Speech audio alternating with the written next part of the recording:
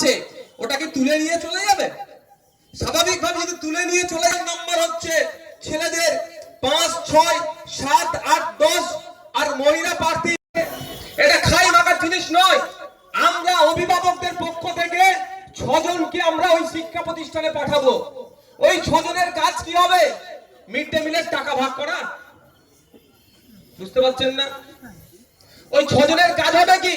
হোস্টেলে 10টা ছেলে আছে, 15টা ছেলে আছে, 50-60টা ছেলের প্রেজেন্ট দেখিয়ে ওই 1000 টাকা করে যেগুলো আসে ওদের নামে যে বরাদ্দ হয় সেটা লুটে খাওয়া।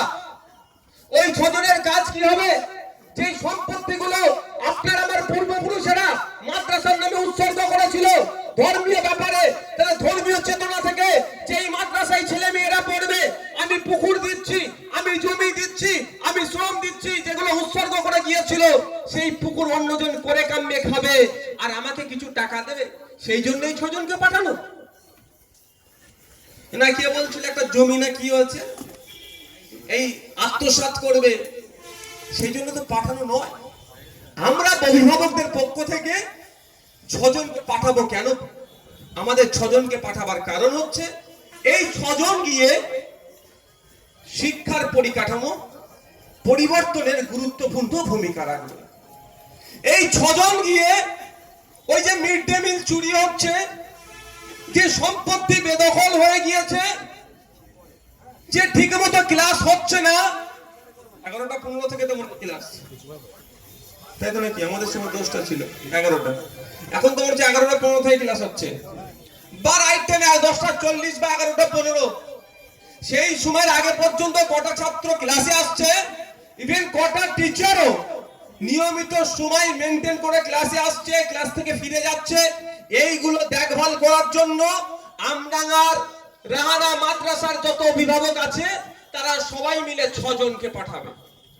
এবার এই 6 জন কারা যাবে? অনেকে বলবে আমি যাব, অনেকে বলবে আমি যাব। তার জন্যই ভোটাভুটি সিস্টেম।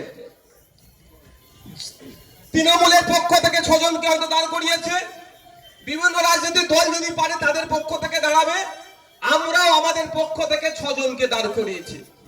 আপনারা যদি চান আমাদের এই 6 জন গেলে শিক্ষার পরিকাঠামো ফিরে আসবে, বিগত দিনের ন্যায় আমার এলাকার যে সমস্ত মহিলারা, বাচ্চারা, শিশুরা শিক্ষা প্রতিষ্ঠানে যেত, উপযুক্ত শিক্ষা গ্রহণ করে সমাজের বিভিন্ন জায়গায় ছড়িয়ে পড়েছে, তারা মাথা তুলে আজকে কেউ চাকরি করছে, বিভিন্ন সেক্টরে তারা প্রতিষ্ঠিত হয়েছে। আমার বাড়ির বাচ্চাগুলোকেও, আমার বাড়ির মহিলারাও উপযুক্ত শিক্ষা ওখান থেকে গ্রহণ করে সমাজে ছড়িয়ে পড়বে। কেউ হাউস ওয়াইফ হতে পারে, বা যে সেক্টরে থাকুক না কেন মাথা তুলে থাকবে, ডিগ্রি নিয়ে পেছনে সিটে বসে থাকবে না। আমরা দাঁড়িয়ে আছি কোন জায়গায়? উড়িষ্যাতে। বাংলা ভাষায় কথা বলছি বলে সেখানে যারা ফেরি করতে গিয়েছে তাদেরকে পিটিয়ে সেখান থেকে বাড়ি পাঠিয়ে দিচ্ছে। আমরা কোন জায়গায় দাঁড়িয়ে আছি? হরিয়ানাতে। সেখানে কি ওই আমাদের এলাকায় দেখবেন ওই ইট, আপনার টিন ভাঙা, লোহা ভাঙা এইসব বিক্রি নেওয়ার জন্য আসে না মানুষজন, সেই কাজে ও হরিয়ানায় ছিল। তাকে নয় শুধু, তার সাথে মেদিনীপুরের আরো কয়েকজন ছিল, সরি উড়িষ্যার, অসমের কয়েকজন ছিল, পিটিয়ে একে হত্যা করে বাড়ি পাঠিয়ে দিল। মানে কোন জায়গায় আমরা দাঁড়িয়ে আছি একটু ভাবতে হবে। এত ঘটনা ঘটছে।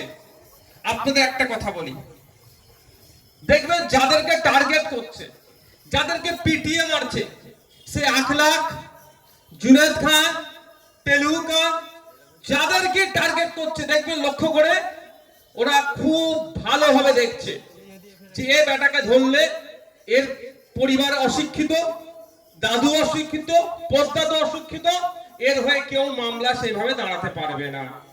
আমার বলার কারণ হচ্ছে রাস্তাঘাটে কুকুর বিড়ালের থেকেও দুরবস্থার কারণ, আপনি রাস্তায় একটা কুকুরকে বারাসাত শহরে গিয়ে পিটতে যান, যদি অন্যায় কাজ আমি বলবো 5 জন রেড়ে করে উঠবে, এই কেন মারছো? আর কিন্তু আপনাকে কেউ পিটিয়ে মেরে দিক, সে অর্থে তাকাচ্ছে না। কারণ এখানে অনেক বড় ডিফারেন্স আছে। একটা হচ্ছে নিজেদের বর্তমান যে কালচারের দিকে ঝুঁকে যাচ্ছি, সেটা নিজেদের ব্যবহার আচারের পরিবর্তন করা দরকার একটা দিক। আর একটা গুরুত্বপূর্ণ দিক হচ্ছে শিক্ষা না থাকার জন্য এত যে মব লিঞ্চিং হচ্ছে, এত যে পিটিয়ে মারছে, এত যে খুন করছে, এত হিংসা ছড়াচ্ছে, কাদেরকে টার্গেট করছে? যারা শিক্ষায় কম। আপনি চলে যান এতে। আমি ওদের বাড়ি গিয়েছিলাম, জায়গাটার নাম কি, হরিয়ানা দেশ। হরিয়ানায় আমাদের যে পরিযায়ী শ্রমিক সাবিরের বাড়ি গিয়েছিলাম, বাসন্তী। ওটা বাসন্তীতে বাড়ি, মিনাখাতে বাড়ি, দুটো জায়গায় আছে। এক জায়গায় জন্মগ্রহণ করেছে, এক জায়গায় বেড়ে উঠেছে। আমি বাসন্তীতে গিয়েছিলাম, জিজ্ঞাসা করছি পোস্টমর্টম রিপোর্ট কোথায়? বাপ বেটাই একে অপরের দিকে তাকাচ্ছে। খারাপ ভাবে নেবেন না, জানি না পোস্টমর্টম রিপোর্ট কিভাবে আসবে না আসবে, কালেক্ট করবে, কোথা থেকে করবে, কারণটা কি একটু খোঁজ নিয়ে দেখুন। শিক্ষায় অনেকটা পিছিয়ে, আর এইগুলো কি টার্গেট করছে। আর এটা নতুন কোনো ষড়যন্ত্র নয়, ব্রিটিশ পিরিয়ড থেকে এই ষড়যন্ত্রটা হয়ে আসছে। যেখানে মুসলমানরা বেশি বসবাস করে, যেখানে দলিতরা বেশি বসবাস করে, যেখানে আদিবাসীরা বেশি বসবাস করে, অর্থাৎ পিছড়ে বর্গের মানুষজন যেখানে বেশি বসবাস করে, সেই সমস্ত এলাকাগুলোকে কি করছে? শিক্ষা থেকে দূরে সরিয়ে দেওয়ার চেষ্টা করছে। কিভাবে শিক্ষা থেকে দূরে সরিয়ে দেবে? আপনাদের এখানে যে আমডাঙ্গা কেন্দ্রীয় সিদ্দিকিয়া হামিদিয়া রাহানা সিনিয়র মাদ্রাসাতে চাই, আপনারা আটকাবেন তো? আরে ভাই বলুন না, আটকাবেন, তুলবে না। কি করছে? শুধু এই রাহানা মাদ্রাসা নয়, সারা পশ্চিম বাংলার 614টা মাদ্রাসার কথা বলছি। দিদিমণি ক্ষমতায় আসার আগে বলেছিল 10,000 মাদ্রাসা দেব। আপনারা খোঁজ নিয়ে দেখুন, 10,000-এর 10টা তো দিয়ে দূরের কথা, 614টা যে শিক্ষা প্রতিষ্ঠান মাদ্রাসা ছিল, এখন কটা পরিকাঠামো যুক্ত আছে? পরিকাঠামো যুক্ত মানে এই নয় নীল সাদা রং করে দিল, হোস্টেল বড় বানিয়ে দিল, এটা পরিকাঠামো নয়। সামগ্রিক পরিকাঠামো, শিক্ষাদানের পরিবেশ, অর্থাৎ শিক্ষক কত আছে, ছাত্র কত আছে, এই রেশিও মেইনটেইন হচ্ছে কি হচ্ছে না, খোঁজ নিয়ে দেখবেন। 614টা মাদ্রাসাতে প্রায় 10,000-এর উপরে শূন্য পদ আছে। অর্থাৎ এই শিক্ষা প্রতিষ্ঠানগুলোতে শিক্ষক না নিয়োগ করে এই শিক্ষা প্রতিষ্ঠানগুলোকে ধ্বংস করে দাও।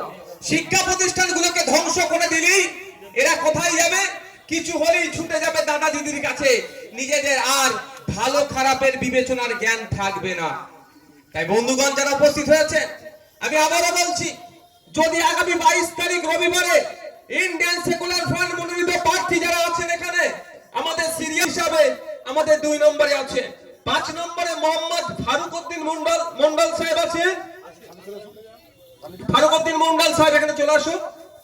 6 নম্বরে আছে নূর হোসেন মন্ডল, 7 নম্বরে আছে হাবিবুর রহমান আখুনজি, 8 নম্বরে আছে শাহিদুল ইসলাম, 10 নম্বরে আছে মোহাম্মদ আব্দুল আজিম, এবং মহিলাদের যে রিজার্ভ সিটের মধ্যে আমরা 2 নম্বর পেয়েছি সারিকা পারভিন বিবি। আপনাদের কাছে অনুরোধ করব, আপনারা যদি চান এই শিক্ষা প্রতিষ্ঠানের শিক্ষার পরিকাঠামো ফিরিয়ে আসুক, ওই নীল সাদা রং করে দিলে হবে না। সকালে স্কুলে বাচ্চারা যাচ্ছে, বিকালে ফিরে আসছে, মিড ডে মিল খেতে খেতে হই হই করছে, ওটা হবে না। যদি বিশ্বাস না হয়, হই হই করছে, আজকে এখানে যারা অভিভাবক আছে বাড়ি ফিরে যাবেন, আপনার বাড়ির 7-8 এর ছেলেটাকে ডাকবেন। যদি আমার কথা ভরসা না হয়, আমার কথা যদি মিথ্যা হয়, তাহলে আমাদের এই 5 থেকে 5, 6, 7, 8, 10 এবং মহিলাদের ক্ষেত্রে 2 এই সিম্বলে আপনারা ভোট দেবেন না। আপনারা যারা গার্জিয়ানরা আছেন বাড়ি যাবেন, গিয়ে 5, 6, 7, 8 এর ছেলেগুলোকে ডাকবেন, ইংলিশ বইটা খুলে দেবেন, অঙ্কের বইটা খুলে দেবেন, অঙ্ক দিয়ে বলবেন একটু অঙ্কটা করতো, ইংলিশ দিয়ে বলবেন একটা প্যারাগ্রাফ পড়তো। আমি এখানে চ্যালেঞ্জ করে বলে যাচ্ছি, রানা সিনিয়র মাদ্রাসা নয়, সমগ্র রাজ্যের কথা বলছি, এটা আমি 10টা ছেলে পাস করবে আর 90টা ছেলে ফেল করবে। কারণ কি? যারা অভিভাবক প্রতিনিধি নির্বাচন